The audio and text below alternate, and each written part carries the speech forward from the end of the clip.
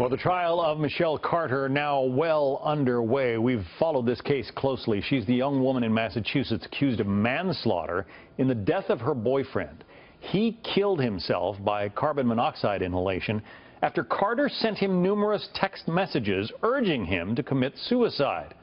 Carter's defense attorney says he was searching for ways to end his life long before she encouraged him to do it.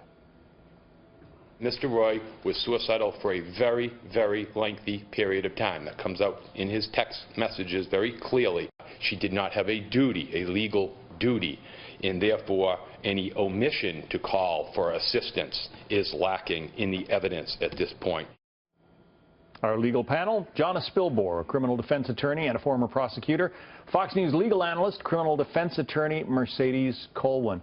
Mercedes, you know, most people are revolted by what she did. The question is it against the law? It is when you think about what he had done in the final moments of his life.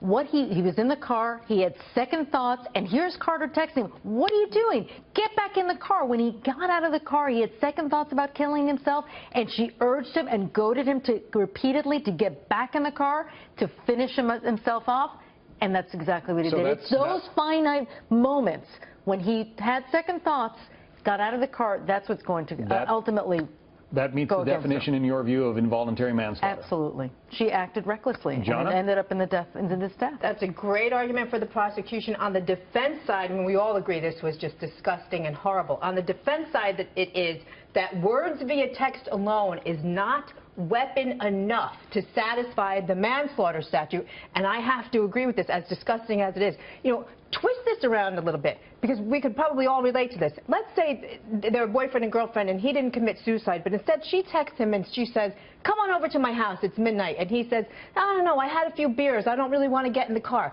And he gets in the car and then he kills somebody else. Should the person who said, "Hey, come on over" via text be criminally liable for that? I say no. But it was a verbal push. I mean, it'd be like me, you know, some guy standing on the edge of the subway tracks, and I give him a little bump onto the tracks in front of a train. But she's not even in the same room. She's not even in the same town. She's miles away. But you know what? But that's a great argument, and I love your analogy. But certainly it comes down to this.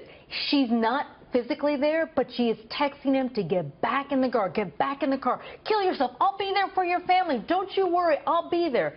That constant goading. And look, she was brilliant to get rid of that jury, because every one of us in this room all said, your viewers too are like, I can't even believe she did this to this young man. But the prosecution, I'm sorry, the defense pushed to have the case dismissed, saying there is not enough evidence, and the judge said, no, this case is going forward. That's got to give the defense some pause. Well, yes and no. It doesn't, in the sense that we always make that motion during a trial and even before a trial, and typically we get shot down. You have to do it to preserve the appeal. And believe you me, if she is convicted, this will go straight to an appellate court, because this is such an unusual situation, John.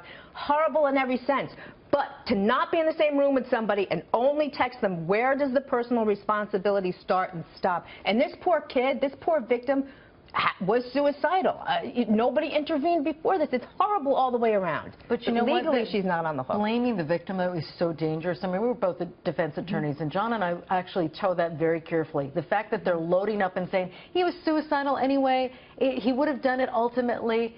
That could play both ways with that judge. Right, just the fact that he did. I mean, he started to gas himself with the carbon monoxide, then he climbed out of his truck, texted her, she texts back and says, get back in there, what are you doing? I mean, a word in the other direction saying, you know, your life is worth living, we could have had a different result. Exactly right. And both of these people are emotionally troubled. She is, I don't know, you might say she is stupid, she is cold and unfeeling, she might be a psychopath, but you're saying that that's not necessarily against the law in the state of Massachusetts. Right, legally speaking. Here's another interesting fact. In the state of Massachusetts, if I kill you because you verbally provoked me, I can't use your verbal provocation as a defense. It's not going to get me off the hook. So how can words get somebody on the hook if in Massachusetts they won't get you off the hook? That to me seems seems a little contradictory. But that's this the law is, in Massachusetts. This is all now.